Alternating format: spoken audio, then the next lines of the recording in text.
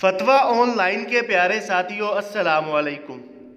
हम लाते हैं आपके लिए इस्लामिक इंफॉर्मेशन और रोज़मर्रा मसाइल के हल के मुस्तनद फतावाजात।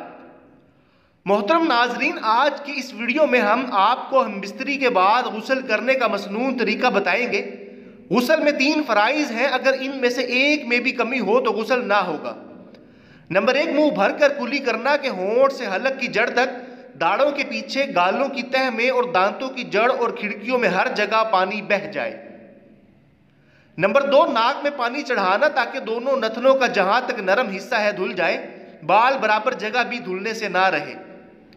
नंबर 3, तमाम ज़ाहिर बदन यानी सर के बालों से पांवों के तलवों तक जिस्म के हर पुर्जे पर, हर रोंगटे पर पानी बहाना। गुस्ल का मसनून तरीका जानने से पहले आपसे गुजारिश है, अगर आपने हमारे चैनल फतवा ऑनलाइन को सब्सक्राइब नहीं किया तो ज़रूर सब्सक्राइब कर लें, बेल आइकन को भी दबा लें ताकि आप हमारी हर नई आने वाली वीडियो का नोटिफिकेशन हासिल कर सकें। गुस्ल का मसनून तरीका यह है कि पहले दोनों हाथ गिट्टों तक 3 मरतबा धोएं, फिर अस्तंजे की जगह धोएं, ख्वाह नजासत हो या ना हो।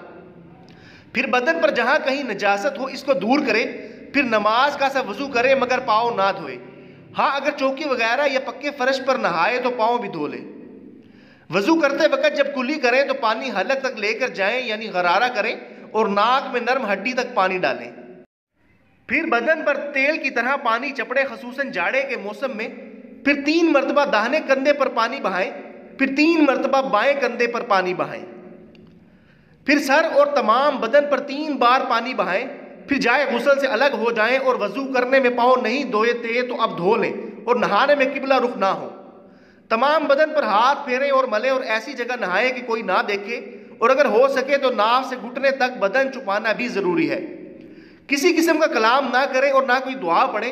औरतों को बैठकर नहाना बेहतर है, नहाने के फौरन बाद कपड़े पहन लें। मोहतरम नाजरीन, मजीद ऐसे इस्लामी मसाइल जानने के लिए आपसे गुजारिश है, हमारे चैनल फतवा ऑनलाइन को जरूर सब्सक्राइब कर लें। अगली वीडियो तक के लिए फतवा ऑनलाइन को इजाजत दीजिए। अल्लाह हाफिज।